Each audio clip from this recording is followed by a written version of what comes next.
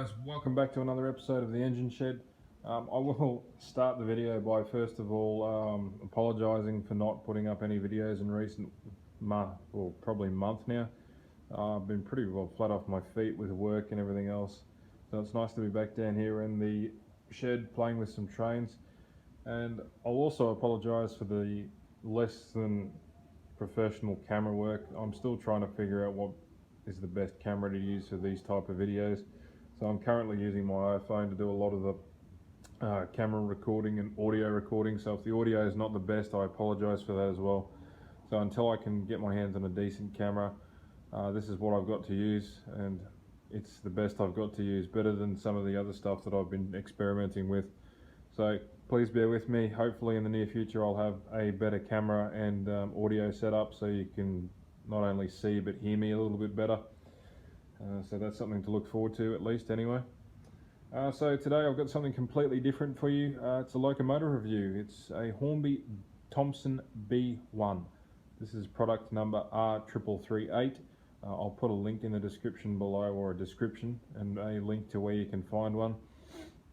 I believe Hattons sell them. eBay, you can find them online. This one I did buy off eBay. It was about 130 Australian dollars, so I think it's about 75 British pounds, whatever it is in your old money. But for our value for money wise, it was an absolute steal. Couldn't resist. When you see something like this, it's a really smart looking little Loco, and the reason I bought it was simply because to add a bit of variety to the rolling stock that I have. A lot of the locomotives, especially the steam locomotives that I have, are just all Pacifics. So to have a little 5MT locomotive alongside the Black 5s is a nice break up from what I'm used to, and it's definitely an attractive little locomotive, I have to say. So Hornby's done a very good job of replicating this to the scale that it's in, as well as the detail and everything else. The cab's detailed, the tender's very nicely detailed. A couple of little things I would like to change down the track. I would like to modify the running number and the running name to Mayflower. Mayflower is the current B1 that's operating on Preservation main line at the moment, so I'd like to change the running number on this to Mayflower. Because the layout is a modern image layout, to have locomotives that are actually running in real life is just, I think, a nice little touch. So that's something I'm looking forward to doing later on down the road. So the locomotive itself is pretty well facilitated as well. It's an 8-pin DCC ready locomotive. Top marks to Hornby as well, because they've started to finally get wise and put their decoders in the tender. So there's absolutely truckloads of room in here for any decoder.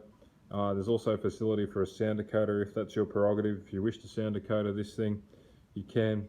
Heaps of room for a speaker and decoder in there. Of course, the little 4-pin plug that Hornby's started to use a lot more now, bridging the tender to the locomotive. It's got a 5-pole motor in it, which is very smooth. I'll talk about that a little bit later on.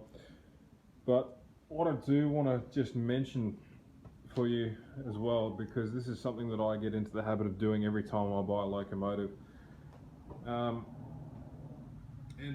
Actually, before I do that, I'd like to sort of advocate to your local hobby shop. It's always a good idea to support your local hobby shop. I like to support my local hobby shop as often as possible. You know, if you get to know the people that run your local hobby shop, occasionally they'll cut you deals and they'll do what they can to make sure your experience is good. If there's any problems, you can take it straight back. So always important to support your local hobby shop. Unfortunately, because I do live in Australia, supply isn't always the greatest, especially for some of these more little niche locomotives. Normally we just get a lot of train sets in Australia. That's pretty much the extent of it, and a few of the higher end stuff, but nothing sort of like this niche. It's just not seen as often as I'd probably like to see it. But anyway, I digress. So back to what I was talking about before, the one thing that I always do, regardless of where I buy the locomotive, whether it be from a hobby shop or online, is I always give my locomotives a very thorough examination. And the reason you want to do this is because these things can sit in a box on a shelf for years at a time, particularly if it's an older model. I mean, you can see the HST in the background.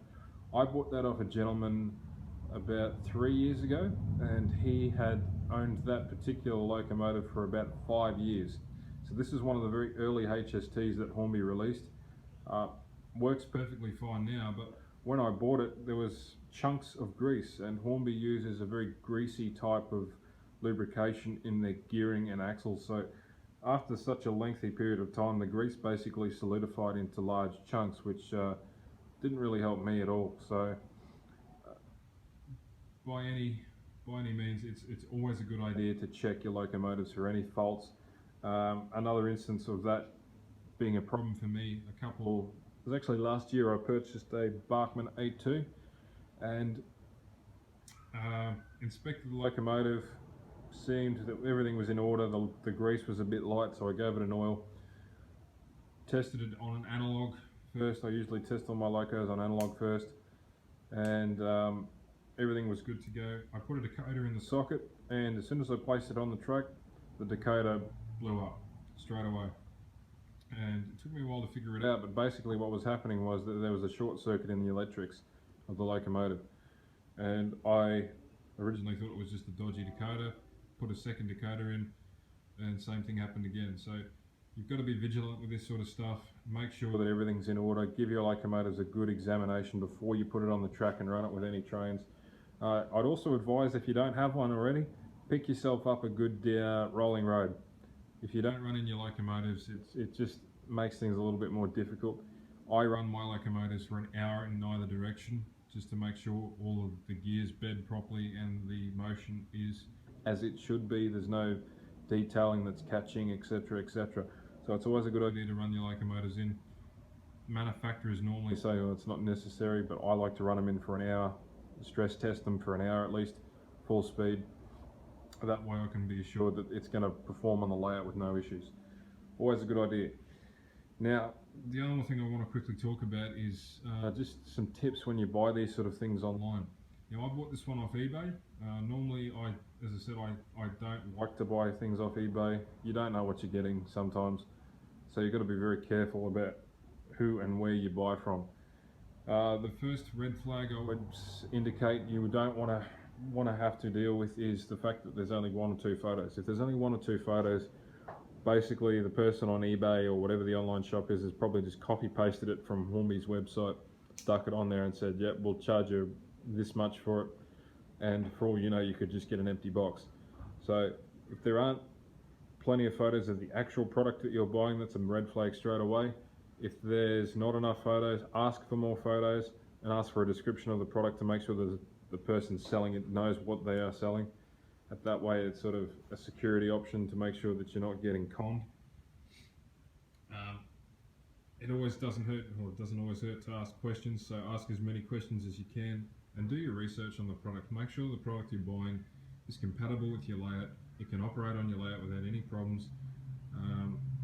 A lot of the times in the past, they never used to detail whether the locomotive was DCC ready or not, and on top of that, a lot of people on eBay don't even describe the product number, which is a big no-no straight away. So ask for the product number, make sure it's DCC compatible, and that's pretty much what I have for you on that one.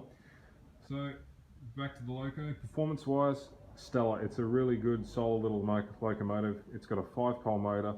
I will say one thing, although it is a smooth runner, it does have very high gearing. So at low speeds, between speed steps 1 and 15, it's quite jerky. And I'm not sure if that's actually the decoder that I'm using. It possibly might be, but I've tried 2 different types of decoders in there, and it doesn't seem to fix anything. So I might have to modify the CVs in the decoder just to sort of mitigate that little jerkiness at the very low speeds. But that's just something to be aware of. If it doesn't bother you, then it doesn't bother you. To me, I like to sort of achieve realistic looking running. So yeah, that's something I'll work on. I'll give you an update on that at some point if I have to. The other thing that I was sort of expecting when I bought this locomotive was its performance. When I purchased it, I knew it wasn't going to be as good a performer as a Pacific, because this particular locomotive only weighs about 400 grams. If that, I think it is 400 grams. So on flat surfaces like it's on now, it will easily pull 8 Mark 1 coaches, no worries whatsoever.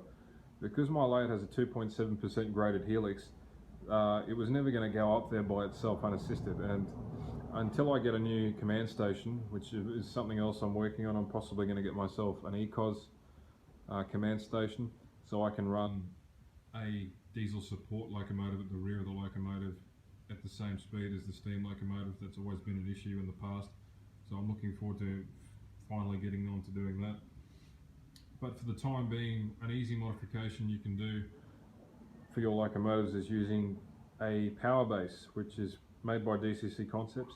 It's basically some metal plates. They install it underneath the tyres of the tracks here, and you install a magnet. So on this locomotive I installed a magnet between the two rear wheels here. Just one magnet, that's all I installed. It is a bit finicky. I will do a video on it if there is enough interest in it. But one magnet between the two rear wheels here, and the locomotive went from not being able to pull up 4 coaches on the helix at all to being able to pull 8 coaches up the helix without assistance. So no magnet, couldn't even pull 4 coaches up. With magnet, 8 coaches went up the entire way of the helix unassisted. That's a huge performance improvement. So I will point that out. If you have a flat layout, you've got nothing to worry about. If you're using helixes or gradients or any sort like that, probably need to look into some form of adhesion, boosting adhesion. Bullfrog snot is just not an option for me. I just never want to use that stuff ever. So DCC Concepts power base is a good option. I can vouch for it. At this stage it's too early for me to say whether or not it's worthwhile for all locomotives. For this one in particular, it did the job, so more investigation on that one's going to be needed before I give you a definitive answer. But overall, this locomotive is really good. It's good value for money if you can get it. I mean, I picked this up for 130 bucks. What a steal, right? So overall good, very good performance, especially when I put the magnets underneath the drivers. It performs so much better. It's pretty well detailed. It's not the best Hornby's ever made. Likewise, it's probably not the best locomotive money can buy. So yeah, overall, if this is your sort of thing, pick one up. If you can pick one up for the right price and it suits your interest, it's your taste of locomotive, I highly recommend it. Don't hesitate. It's a good quality piece of kit.